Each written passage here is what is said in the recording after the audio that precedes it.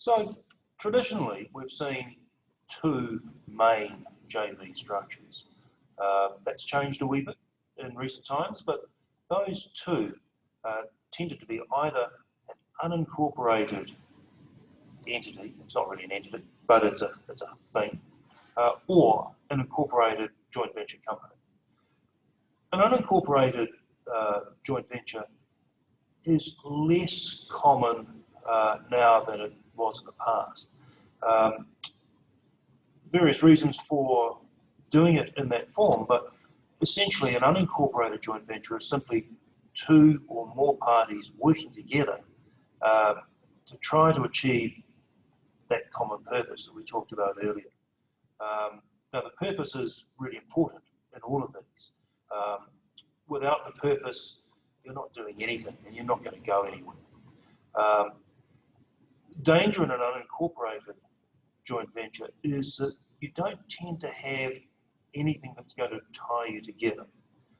And it also means that any liability that flows from the activities of any of the partners goes back to them individually, unless, of course, they're all parties to the same contract with somebody else.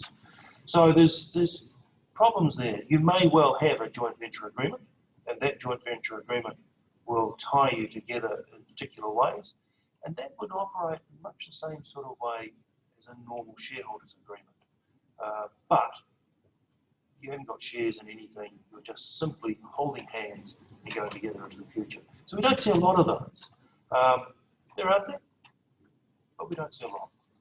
The more common way is for the parties to the joint venture to incorporate a joint venture company.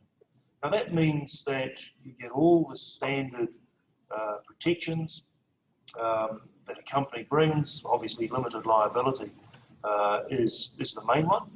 The parties can concentrate their efforts through this incorporated company and use that company then to contract with third parties. Liability ideally, and it's only ideally, is contained within that joint venture company. As many of you will know, banks tend to see through this sort of thing. Guarantees will follow from other parties if necessary, but at least you've got a ring around the entity through which you're trading. That incorporated joint venture company then is much the same as any other company. You tend to have what used to be called the joint venture agreement, it's now more commonly simply a shareholders agreement.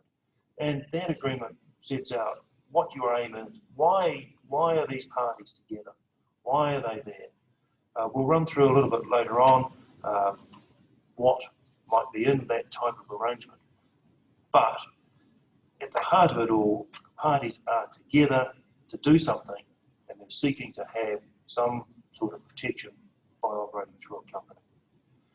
So we saw a lot of those, and we still do, though that's still the most common way of doing it. But there are other ways of doing it as well. More recently, and it's the last 10 years or so, recently, it's showing my age, isn't it? Yeah, thanks, 2008. Good one. 2008, limited partnerships came into New Zealand. Took a while for them to get going. They're now reasonably common. And we are seeing a number of joint ventures operating either as a single limited partnership with the joint venture parties being the limited partners and operating through their generally incorporated general partner, not always incorporated, but most of the time. Or we're also seeing joint ventures where one side will set themselves up as a limited partnership.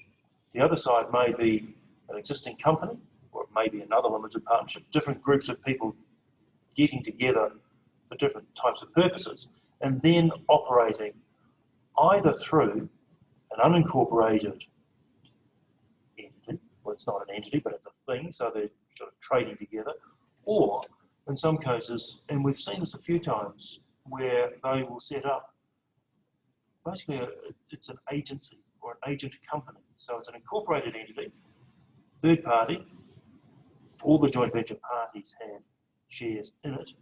That's the entity that does the trading, but ultimately liability shoots back through to the parties parties who are getting together for that common purpose. So there's a number of different ways of doing it. I don't think that probably ends there. There will be other ways as well. But ultimately, it's a way of putting together parties who don't necessarily want to be joined at the hip, but they have a common purpose, and each needs something that the other can bring. So that